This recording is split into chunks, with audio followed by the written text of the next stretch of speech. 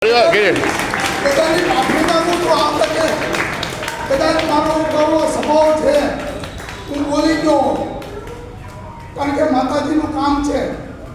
કોઈ અધૂરું જાય તો આજે બધા કુટુંબને હવે પછી આયોજન થાય તો દાદાના આશીર્વાદ છે તો ફરી કરીશ. પણ આ તકે હું બધા કુટુંબની કોઈને મારે કડવું કહેવાયું હોય તો હું માફી માંગુ છું. ખાલી ચાલ ઓર્ડર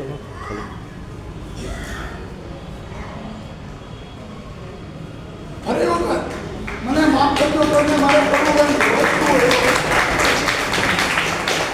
હવે ફરી વખત આ મારી કુટુંબની વહુ, મારી કોઈ કાકી છે, બાબુ છે કે મારી જે કોઈ હોય, આ બહેનો જે રાત્રે કામ કરે છે એવા બધા આપણે ભાઈઓ ઊભા થઈને કોઈ કાર્ય પાડશે.